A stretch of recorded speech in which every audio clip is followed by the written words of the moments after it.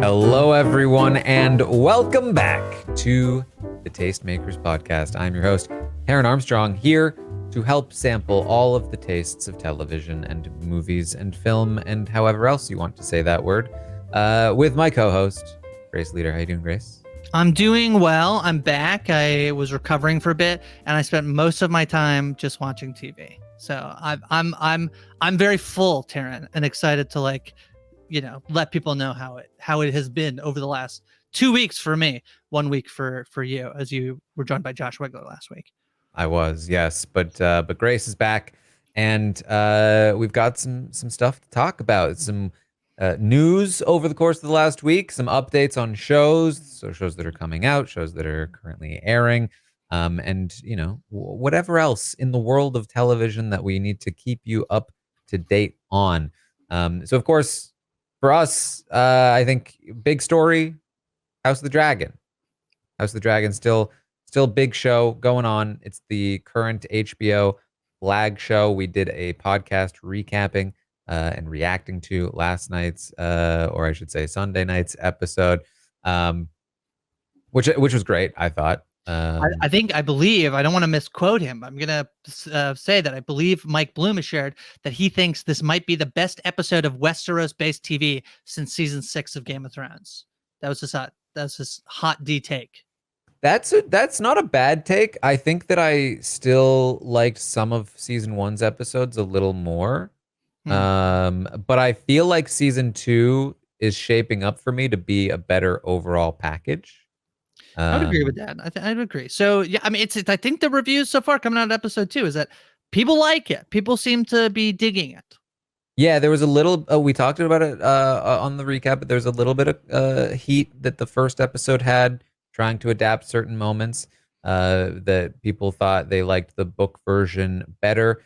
But I feel like a lot of that talk has died down, and I think people are they're on board now. They're back. They're back with the season, and a lot of people who watched season 1 are back with the season. We finally got some ratings information about episode 1, and the headline very hilariously to me reads, "House of the Dragon season 2 premiere hits 7.8 million viewers, Max's biggest single day audience to date."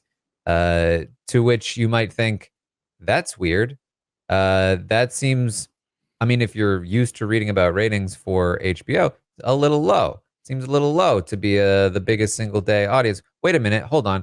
I remember talking about House of the Dragon season 1. Wasn't House of the Dragon season 1 like over 10 million? This makes no sense. No, it does make sense. They're being tricky. Because yeah, don't worry, Taran. You don't have Max. You don't have vertigo. This is just what we like to call spin. Yeah, it's Max's biggest single day audience to date because it's now called Max. So basically, is that what is happening? I was even more confused. I presumed part of what I thought I read was that just because of like international, it actually has nothing to. It like has somewhat to do with like House of the Dragon, but like overall over the course of the day, people were watching a bunch of House of the Dragon. But it's not that. It's basically they're saying that's our biggest day ever on Max because Max is a new service. It's not HBO Max. That's what's happening. Yeah, wow, I believe that's so. More spin than I thought was spin. Wow. That's hilarious. So all they need to do is keep changing the name of their service every year, and they will have a new record to date every year. It's brilliant. That's smart. The reality is that this was actually down about 20% from the season 1 premiere. That to me is not that surprising. I think that House of the Dragon season 1 was kind of the long-awaited return of Game of Thrones. And there were a lot of people that were just going to kind of check it out. And I believe over the course of the season, that number did start to fall a little bit. That there were a lot of people that checked it out. By the time the finale aired, there were slightly fewer viewers that were sticking around the whole way through. Season 2, though, 7.8 million is again a 20% drop, which is not maybe the best sign that there's continued viewing here, especially if you look at some other shows that are maybe increasing in their ratings season to season. So what did you think? Yeah, well, the thing that actually, as much as the number of people who watch it that night, I know that there is this like, HBO is sort of like the last bastion of this, like, we're here, everyone's watching at the same time, everyone's on Twitter, everyone's reacting. I think Josh and Antonia do a great job talking about in preparation for the Bear coming out, in terms of like talking a little bit about that binge versus weekly model, and we don't need to dive into it. I believe last season averaged on total 29 million people per episode who watched it. So that includes people who watched it live as it aired, and then also who watched it afterwards. I think that number is probably more important to see whether or not That's true. whether or not House of the Dragon is trending in direction. I'm not that worried by like the 20% drop, because I think for two things. I think that a premiere always typically like especially with a property that's well known, tends to do really well on its premiere, and then will drop. So like the counter argument to my point is that I'm not worried, is that like, okay, well, we got 7.8 for the premiere, that's going to continue to drop. But I think in the age in which like people watch television, I think that like that live event experience, as much as HBO is like holding on to it and we're holding on to it, I think like I really love it. I also think like that matters less and less nowadays, as people might watch it, Monday night with their, whatever, wherever they end up watching it afterwards. So that's the number that I'm actually waiting for HBO to release, that I'm more interested in terms of, can it match that like 29 million that it was hitting on average from season 1 compared to what it might do in season 2. So we shall see.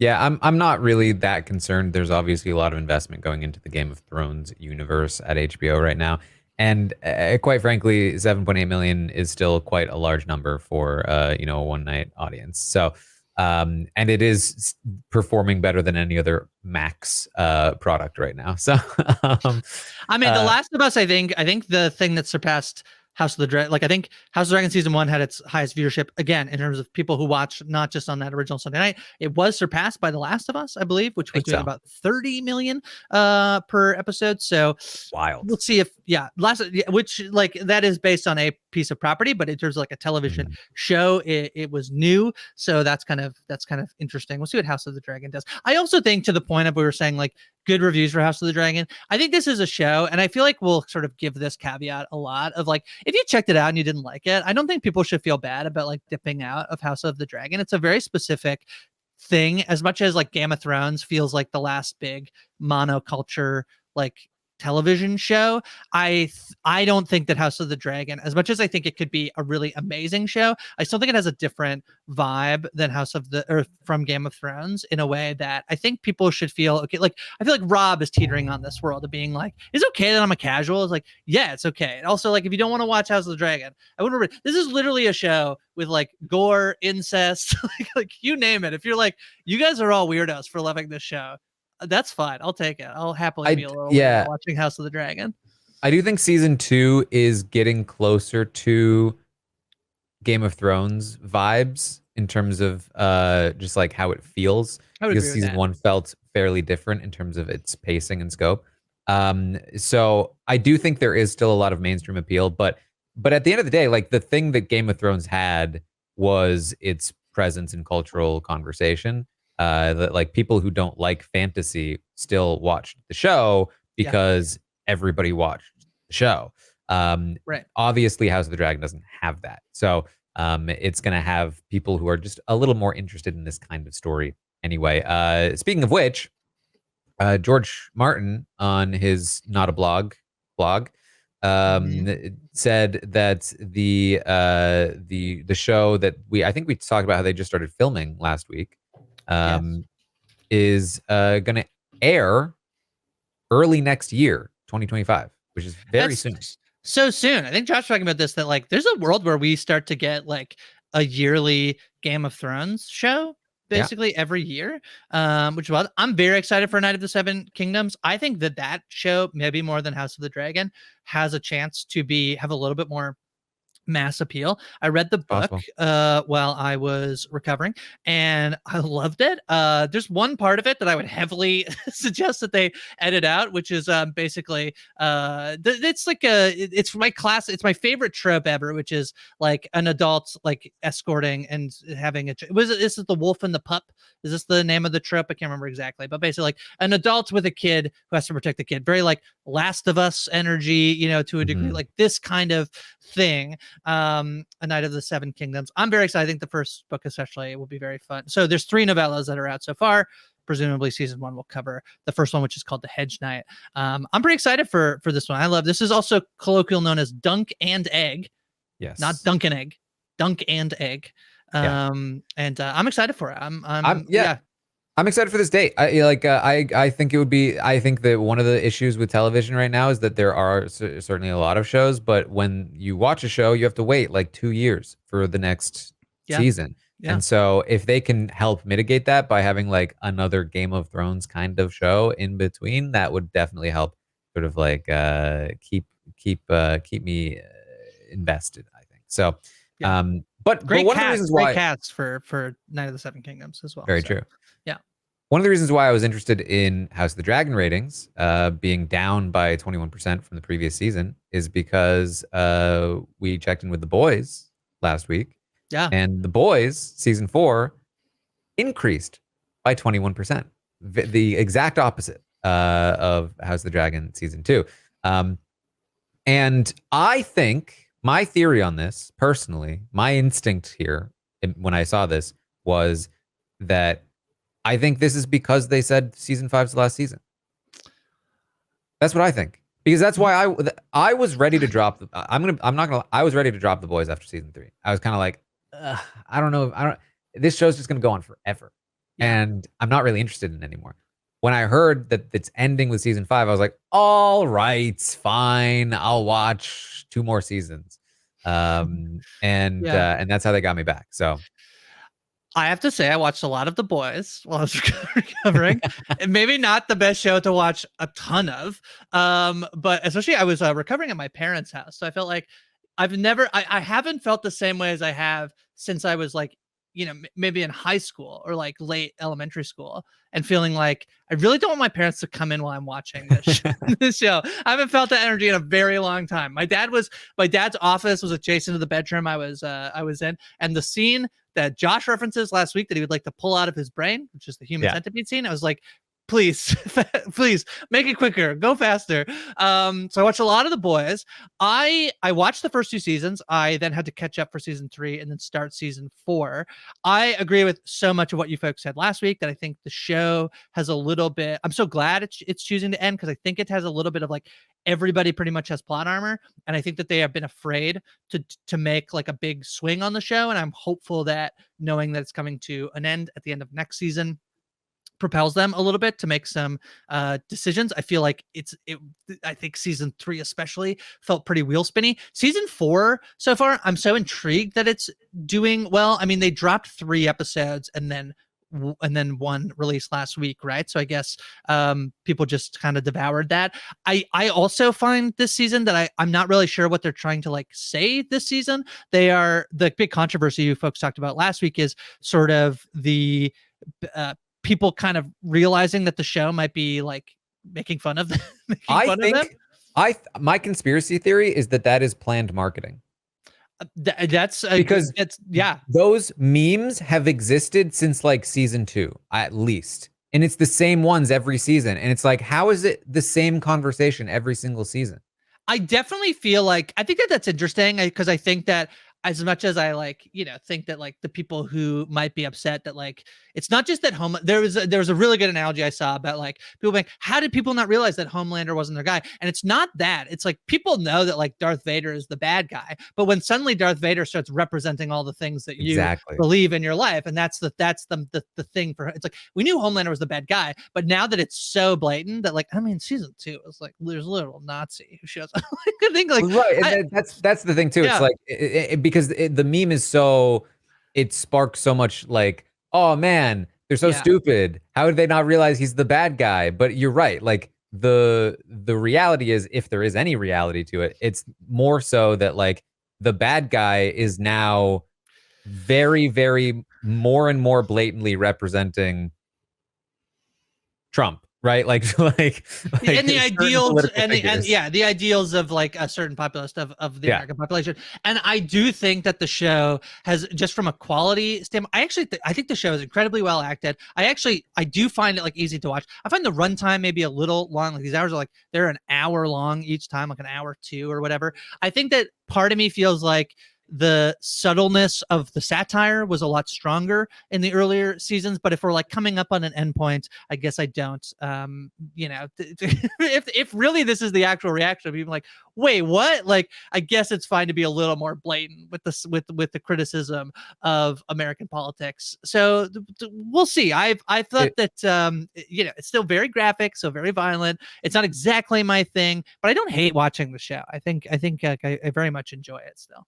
Yeah. it reminds me a little bit about of the Good Fight, which is the spinoff Mm. of The Good Wife by the Kings, who we talked Yeah, about you last did talk week. about last week, yeah. Um, Along with where Evil, another show we've been recommended, and yeah, yes, Good and Evil, yeah. The Good Fight for me started so strong. It was like a Right. better version of The Good Wife, in my opinion. And then it got so cartoony, and like so just like out there in terms it would have similar kinds of political satire things that were just like really, really silly. Um, that it kind of started to lose me. I think that's kind of I don't really care that much in The Boys. The thing I'm more concerned about with The Boys is just its general pacing and spinning of wheels. But I think the other potential reason why the ratings are up is that Gen V I think did very well. That was a spinoff that I watched because I was like, oh, this is what I'm interested in. A Yeah. new start Right. that is not going to be Right. spinning its wheels. I started out really liking Gen V. By the end of it, I have felt like I had the same frustrations as The Boys, and I'm not that excited about season 2 of Gen V. But I know it was very well received, and that's another potential reason why the ratings have increased. And that does speak to what we've talked about before, where synergy is really key in the like modern media landscape. You release season 2 of House of the Dragon, season 1 gets tons more ratings. You release Bridgerton just Fallout, did that. Bridgerton, yeah, the Bridgerton. Fallout game. Bridgerton had a huge increase in its season one viewership. After season three, the first part got aired. Either people rewatching or jumping into it for the first time. And Fallout, yeah, had its highest number of people playing the game. Yeah, ever. I think after the weekend that Fallout the show came out. It's So I mean it's very much the Marvel effect, right? Like we yeah, love universes now, and the more sort of entries into the universe, the more entry points, the more it all kind of like shares the wealth within its own series. So yeah. that's another potential reason there. But Someday we'll have a conversation about like planned endings to shows I'm a huge fan of the Netflix show Dark, and they always talk about having a three season arc that was so planned. It's very funny to look at Eric Kripke, who is a creator of The Boys, also known for creating the show Supernatural, which did 15 seasons of the show. yeah, I believe I've by watched the one way, episode. by the way, I did not know that The Boys was made by a person who did a literal CW show when I Yes, said that it was like yes, yeah, a CW show. But it yeah. obviously makes a lot of sense to me. Yeah. And it's funny too, even the idea that they're like ending the boys. I think that is the right choice. But it's also like not like there isn't like going to be the boys cinematic universe content in that Gen V is continuing. I believe there's one other one. I could be wrong about that, but I believe there's one other the boys property in the work, which you can imagine like at some point in Gen V, like I haven't watched Gen V. The one thing I heard I was that like, oh, season 4 is really reliant on having watched season 1 of Gen V.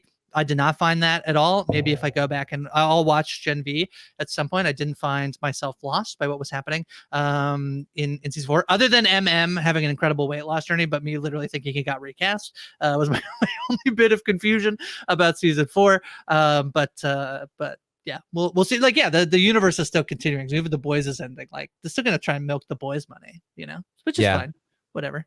So one last ratings update. We talked about The Acolyte, and talked about sort of the audience response to The Acolyte. It is seemingly doing pretty well, though. It has done Big pretty well, asterisks. I think on doing well, Taran. decently. It's the biggest it's the highest viewership for any Disney Plus show in 2024.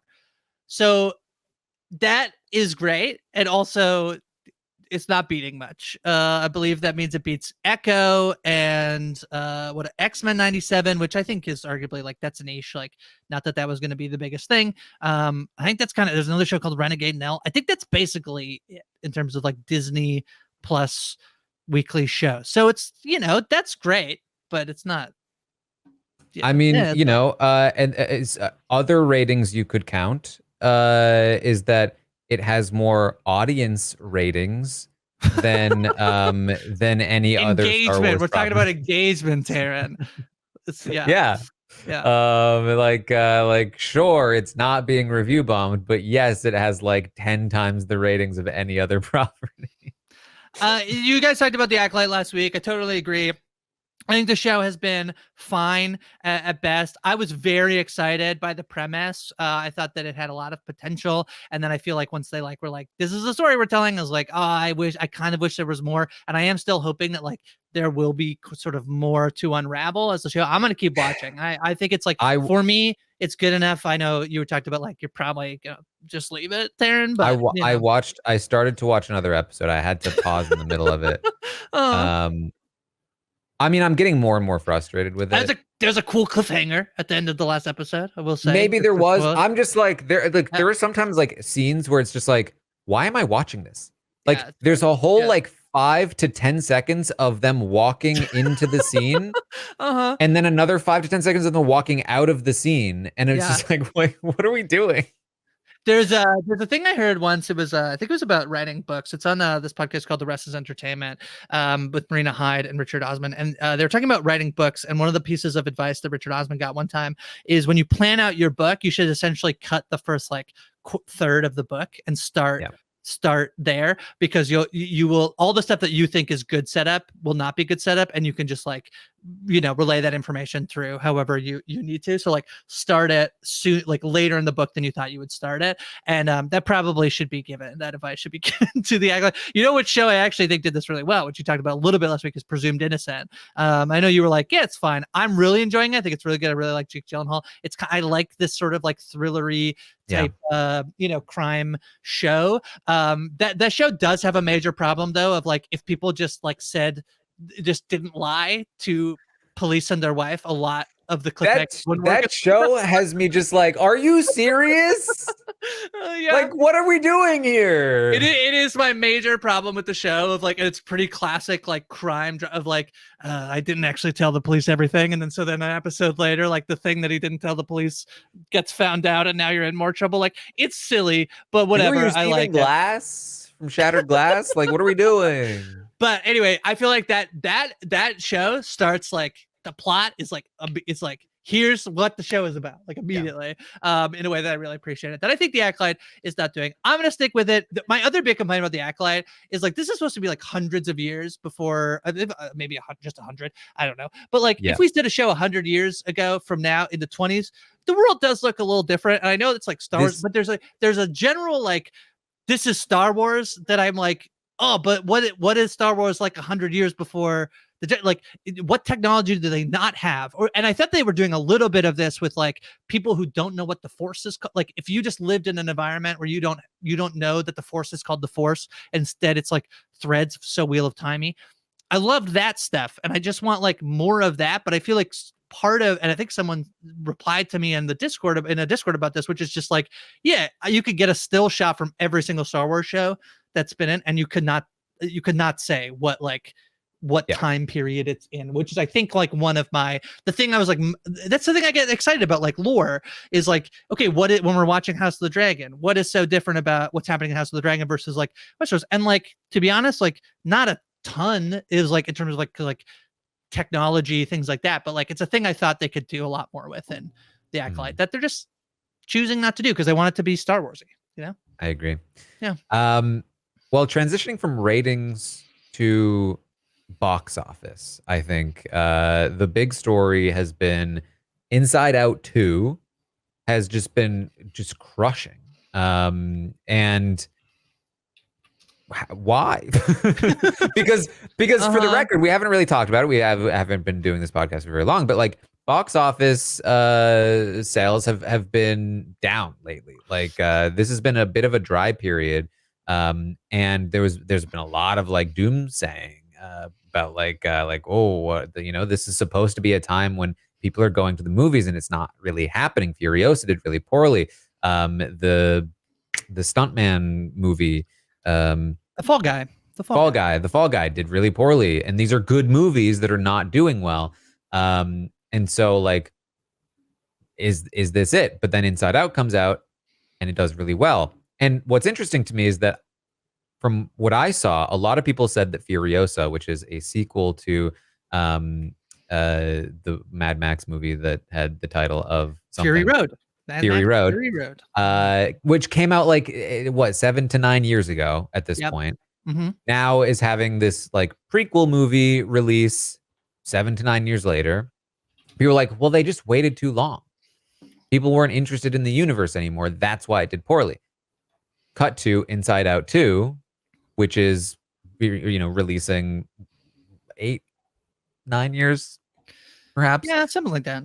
After Inside Out 1, many years later, crushing in the box office. Yeah, I mean, so one thing is that like they're always at the end of the year are like movies that are aimed at kids that do incredibly well. And if you look back at like the box office over the last even like 10 years, like you're gonna find these things you're like, really, that made $1 billion. Incredibles 2 made $1 billion. Despicable Me movies is another one coming out this summer. It did really well. Like there are these like The Lion King, the live action Lion King, I think made $1 billion as well. There's sort of these movies that the idea of the 4-quadrant movie that you can hit multiple demographics. So in the case of kids movies, it's not just that like the parents will go, it's that they'll bring their children as well. I do think it's like so interesting to think about the movies like post-COVID. COVID obviously had such an impact on the movie going experience. I do think like the biggest factor, I think, in terms of like that they haven't like bounced back is it's really expensive to go to the movies. Like it is probably like anywhere from like, and I'm going to use Canadian dollars from what convert as you will, Taran, but here it's about 12 to 14 bucks for a ticket. If you get popcorn and a drink, like that's probably another like 14, 15 bucks. So you're looking at like 30, 2 tickets, 30 bucks, like it adds up. It's so quickly adds up. And so there's this idea that like they needed to eventize movies. And the past 2 years, you had Top Gun Maverick, which did extremely well at the box office in 2022. Last year was Barbenheimer, which became this phenomenon in and of itself. This year, the 2 biggest movies so far have been Dune 2 and Inside Out 2. And I think it's interesting because I feel like there was this idea that like once Marvel kind of like collapsed in on itself in terms of like not knowing what to do after the Avengers, there was this feeling of like, we want original IP, we want original movies. And I just actually don't think that's true. And what I think that's like for me, most discouraging about the movies that are doing well, I'm not really worried about the movies. I think the version of the movies will always exist, even if it's not like monoculture like it was. And I think like there will be these movies that stick out. For me, I've seen a ton of really good movies. This year I go to the movies a ton, and there's still been a lot of good that's out there. But the thing that does worry me is I feel like that thing of like, we need original IP, it's got to be original movies, is not bearing fruit in terms of like what actually still does well at the box office, Taran. And if you look at like what has been successful, I do think that studios are still going to see the best return on their investment is still going to be anything related to IP. Everything in the top 10 this year, I think there's only one movie in the top 10 box office this year that is not based on some form of previous IP, which is If. I think If comes in at number 9. Bob Marley One Love comes in at number 10. But everything else is like Godzilla, Kung Fu Panda, Planet of the Apes, Bad Boys, Ride or Die, and the Garfield movie, and Ghostbusters. That's the top of the thing. It's all like event franchise stuff, right? It's all the stuff you were just talking about with the boys, really. Yeah. Yeah, it's interesting. It's funny because I feel like when I heard about box office results, I didn't go see Furiosa or Fall Guy, even though I wanted to, because I wanted to see both movies. but I was just like too busy to go to the movies and see them. But I did go see Inside Out. I don't know why, but when I heard about Box, I was like, yeah, well, everyone was too busy when those movies came out. And I do think there is a thing right now in post-COVID where the movie will come out way sooner on streaming. So The Fall Guy was available, I think, like 3 or 4 weeks after it was in theaters. It's streaming. Yeah, it's still going to cost you like $20 to rent. There are also other ways to view that movie, but $20 to like rent it, and that's one ticket instead of like two $15 tickets or whatever. So and the idea that like we have to rush out, and it used to be I think like a movie could have like an opening weekend like The Fall Guy or Furiosa, and then sort of like build this momentum. The other thing about like the Furiosa rhetoric is that like people didn't super go see Mad Max Fury Road. It made like $350 million in over the course of its whole thing. That's about as much as Inside Out has made domestically already. So like the Mad Max is like a beloved movie. I think it's like people like really appreciate it, but it doesn't have that same like universal appeal. And so the idea that like the Furiosa sequel is going to somehow save theaters or whatever, I think was a little so as opposed to Inside Out, which is like people wanted to go see it. It's a lovely. I mean, this was the thing for me. I saw it with friends, like people that I am becoming friends with, I guess I might say. And I was like, what's a movie I can recommend that's like just a sit, because I don't really know their tastes. Right. And so I was just like, well, anyone can watch Inside Out. Like, it's just so safe of a pick. For what it's worth, I thought it was good, but I made a mistake in watching Inside Out too. So this is what I will tell. This is my recommendation if you plan to watch Inside Out. Did you bring anxiety? You brought your little anxiety in with you? You know what? It felt that way because there was a child sitting behind me that was doing the seat leg thing, and it was the loudest seat ever. It was like during the saddest parts of the movie. It was terrible. But this was the mistake I made. What I love doing sometimes is if I haven't seen a movie in 9 years, because Inside Out 1 came out in 2015.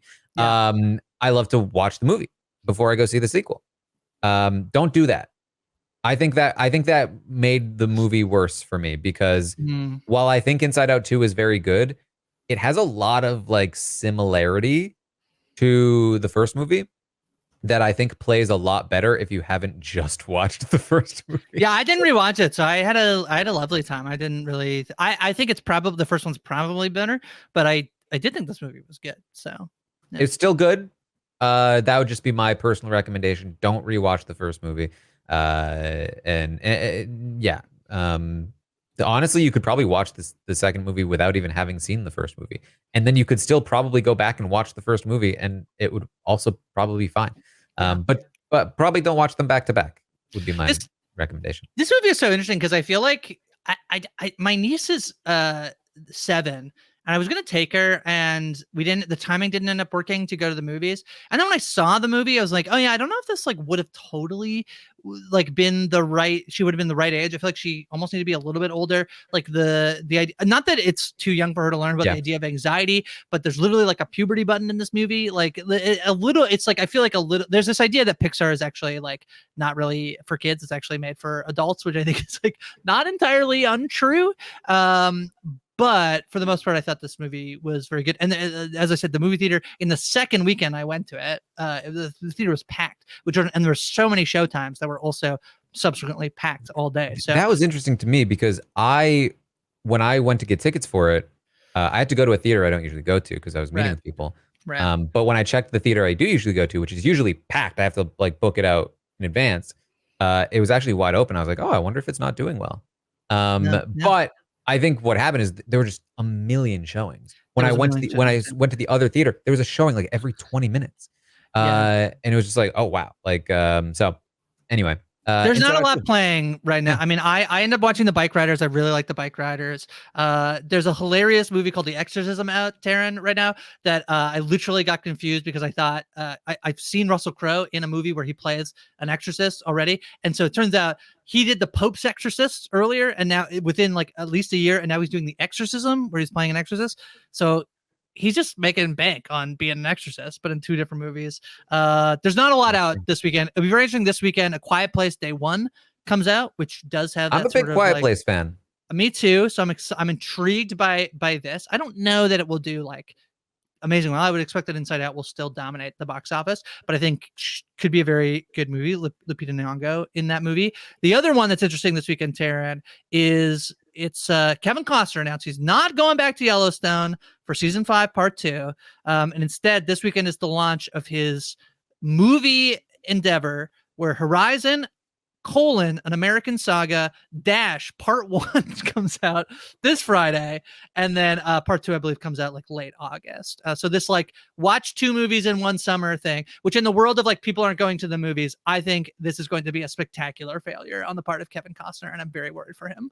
Yeah, so like I don't know a ton about this, but my understanding is that yeah, he's releasing one movie that's chapter 1, and then we'll release the other one a few months later that is chapter 2. And they've already started filming chapter 3, but yes, August 16th is where chapter 2 will be released. So right, a month plus ish break between the two.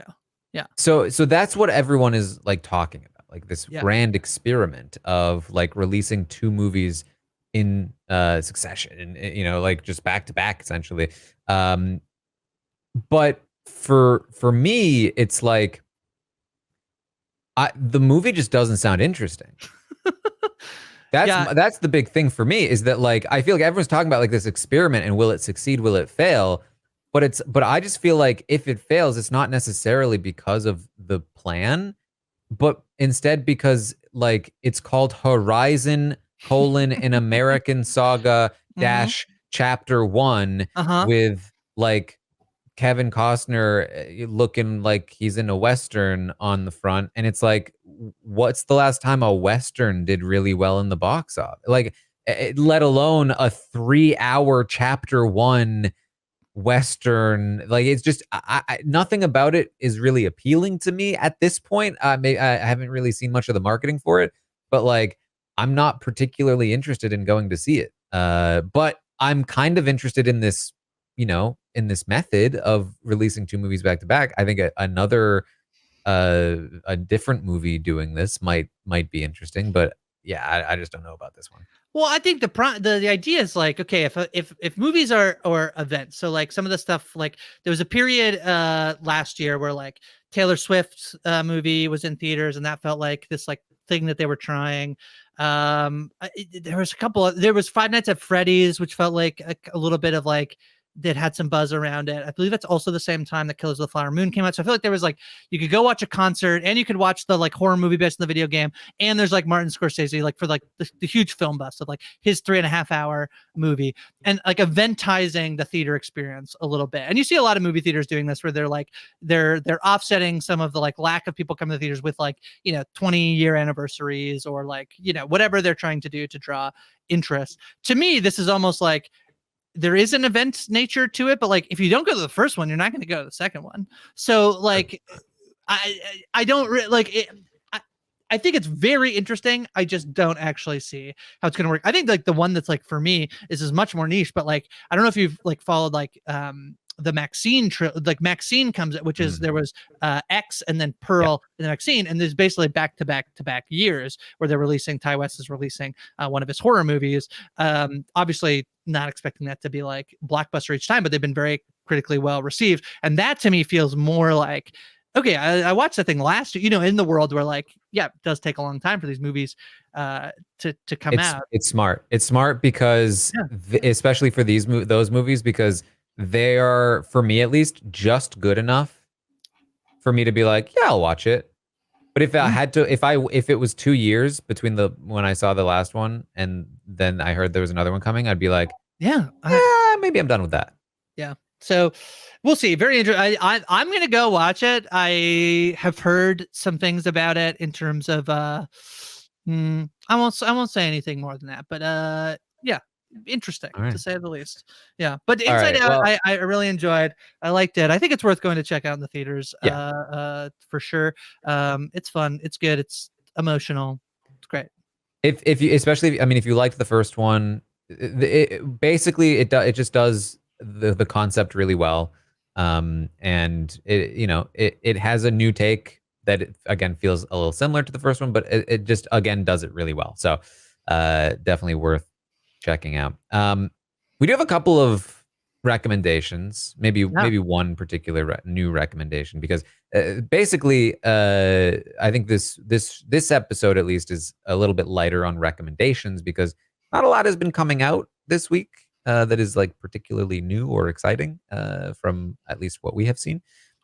So for that reason, I wanted to shout out a show that I watched a little while ago when it came out, and season 2 has been airing in Australia. It's Colin from Accounts, which is the name is nothing like the show. Yeah, it's very true. Once you watch the first episode, you'll get it. But yeah, it is Colin from Accounts is not who you think Colin from Accounts is. Yeah. It's very much like a rom-com-y show, and that is very fun.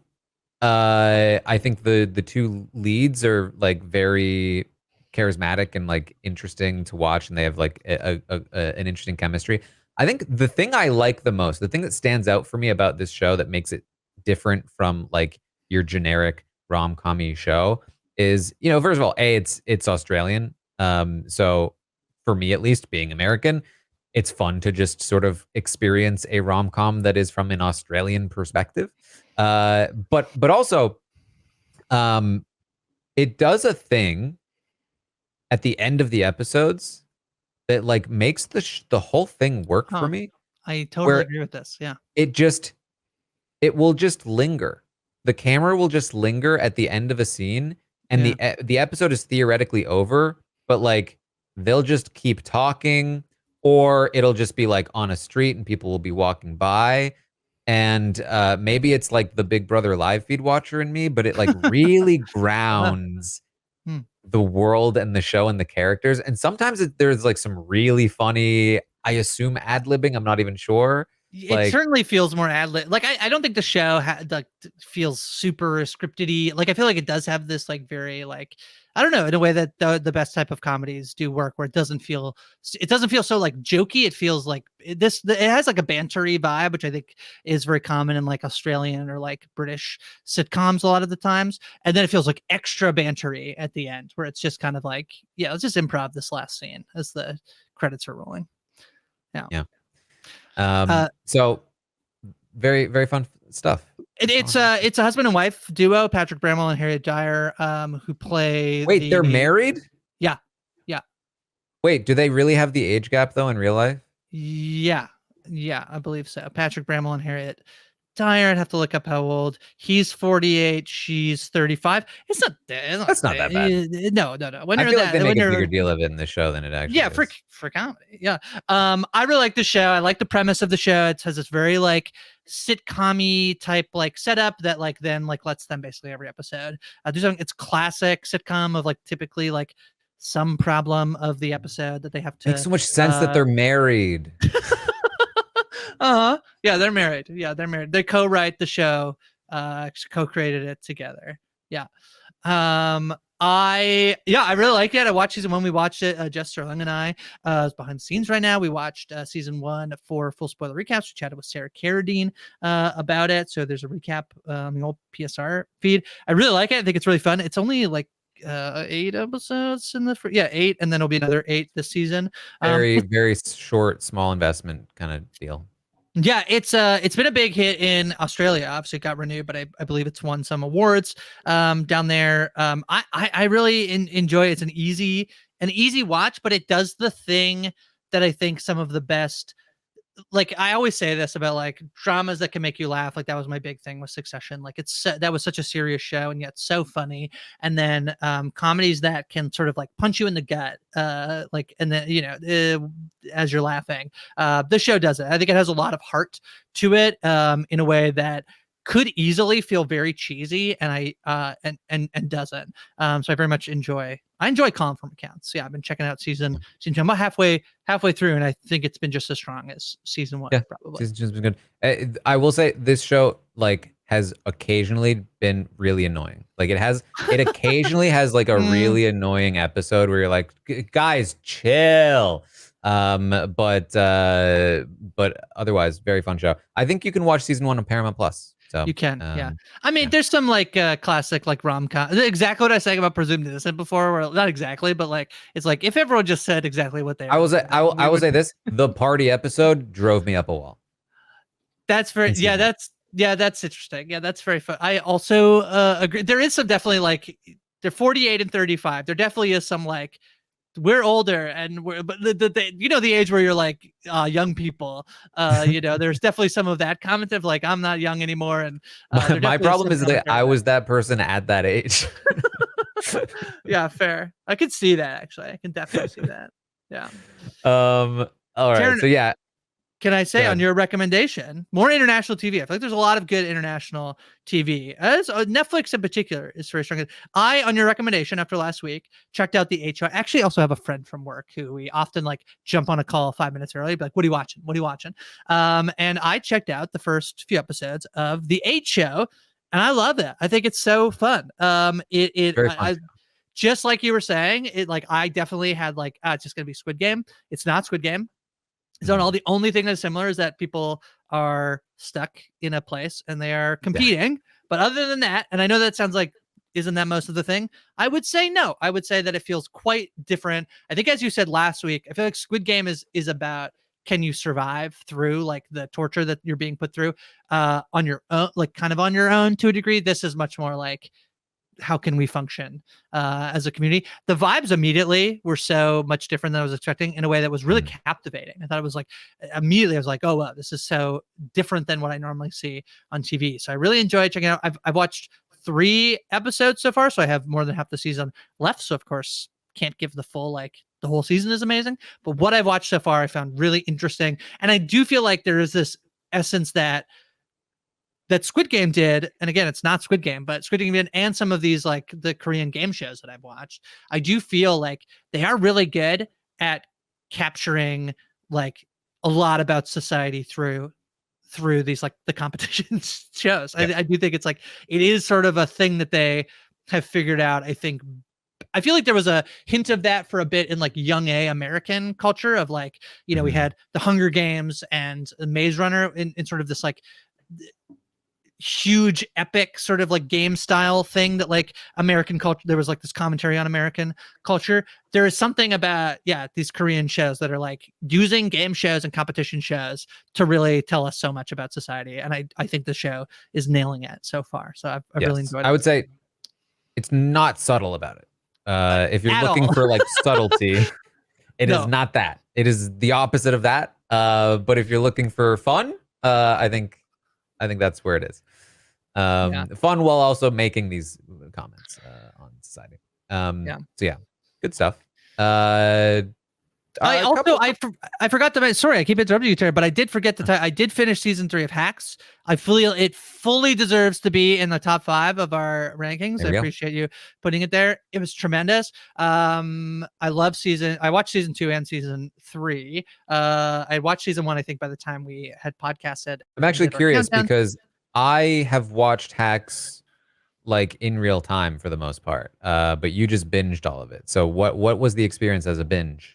It works so well as a binge. I mean, the show, it's like a half-hour comedy, you know. I think that like this is another one that I feel like more so than Calling from Accounts in terms of like having like it's almost a reverse Calling from Accounts in terms of like the way it's like heartwarming and gut punchy. Like Hacks has such much more of an edge to it in terms of like the people are not like they're not I mean I guess Calling from Accounts is a little bit this too, but like Hacks is much more about like, you know, not the best people making bad decisions, but like finding each other and maybe trying to be better. I thought it really worked in a binge.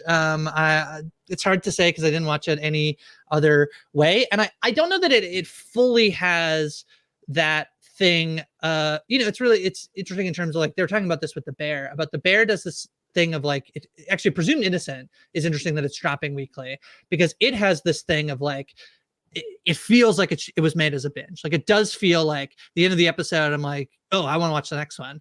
Whereas Hacks, I don't think like I don't know if comedies work.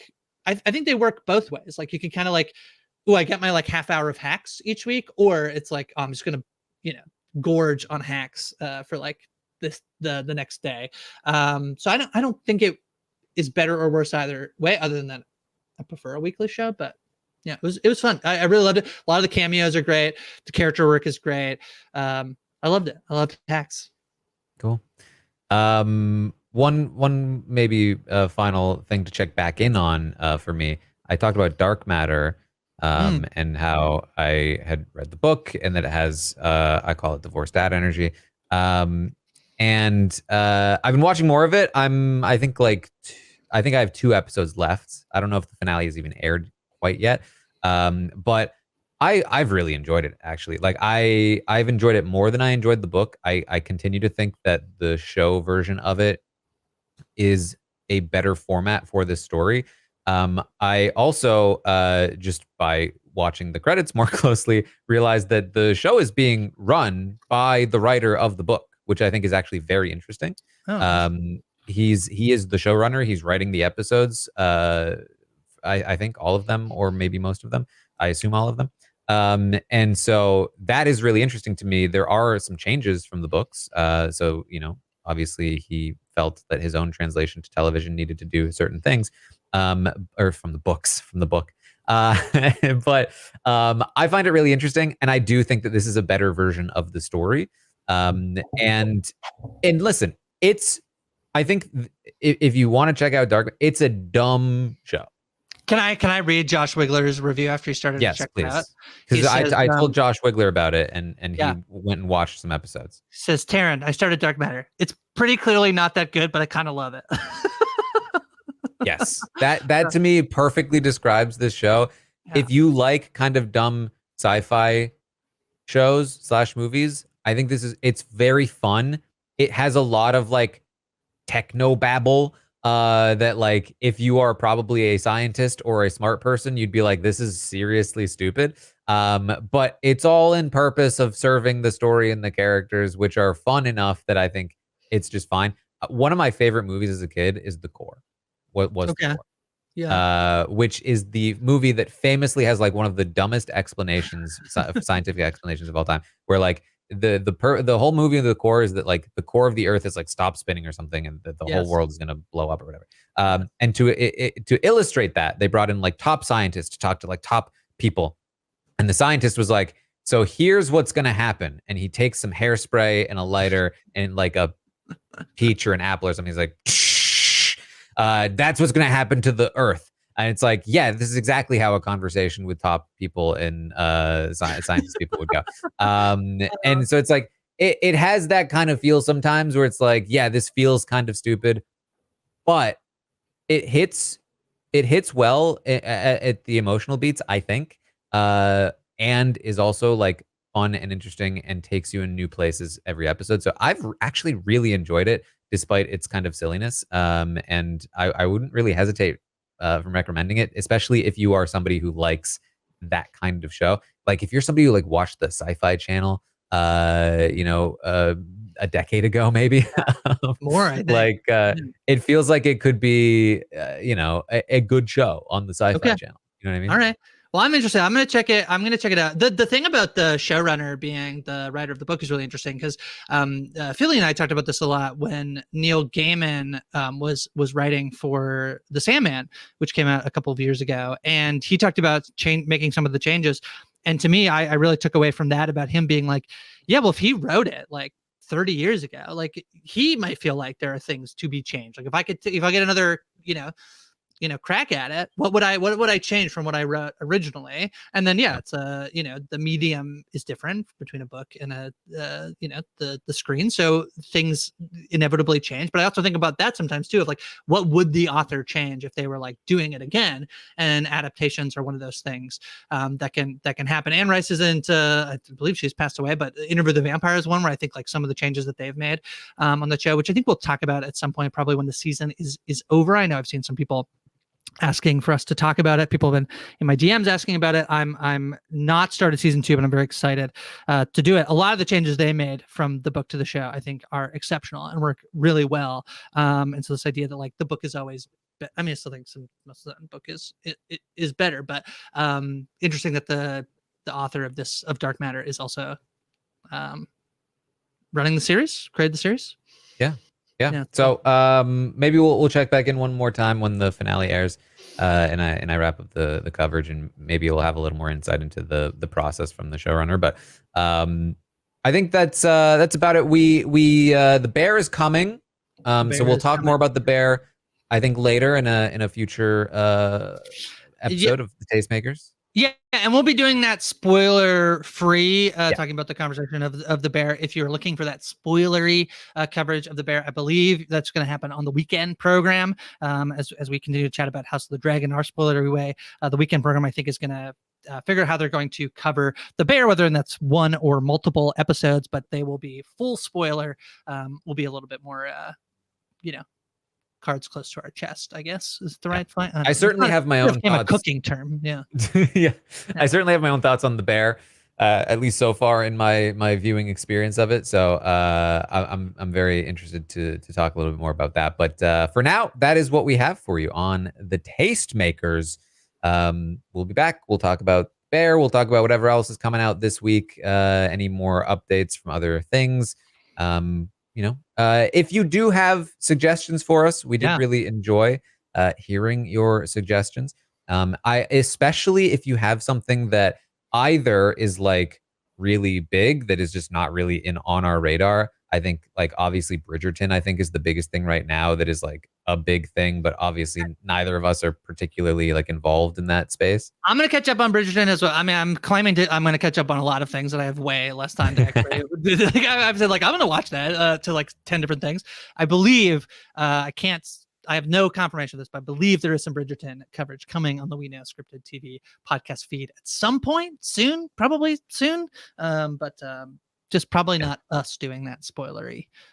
So if there's anything big that we're missing, obviously let us know. But also if you have some like hidden gems here or there that you think that you think we should maybe talk about, because the thing is, there's honestly a good chance I have actually seen it and I just haven't thought to talk about it, or I haven't heard of it and I'd love to check it out and talk about it potentially. So let us know what you're interested in hearing about. So one thing I really liked from the old RHAP days, I don't know if you have any interest in that. I always loved when Rob be like, if you got to the end of the podcast, I know that the big difference is like, we're about an hour. Rob used to go like 4.5 hours. I'm like, if you got to the end of the podcast, and then you give a hashtag, I feel like it was really great. I wonder if we need like a recommendations hashtag, and then people put their hashtag with the recommendation that they're going to send to us to encourage people to tweet us and let us know you got to this point. I don't know if we have anything for this. I might have to just keep it in mind for future episodes. I was always very bad at coming up with a hashtag. I know. Okay. Well, I'll try and be better. I only just remembered that was a thing, and then I thought it would make sense now. And if I had been thinking about it the whole time, I probably would come up with something. But certainly, at the very least, you can send us tweets. We also have an email address that Josh usually says that I don't remember what it is. I believe it's tastemakersrhap@gmail.com, but I don't know if that's officially right. I believe I don't know. Anyway, subscribe to the places. It is it. Tastemakersrhap@gmail.com. If you prefer to email, you can email there. You can send tweets at us. YouTube comments. I'll read those. You can YouTube comment. It's a very good place to check out. The podcast is on YouTube if you want to discuss things and stuff like that. So, yeah. All right. Well, I needed some water. My voice just broke. Ate too much. I ate too much TV. All right. Thank you all so much for joining us here today. We will be back next week. We'll be talking some House of the Dragon on Sunday night. And then back here again with Tastemakers again next week. So check it all out. Thanks for joining, and we will see all of you next time.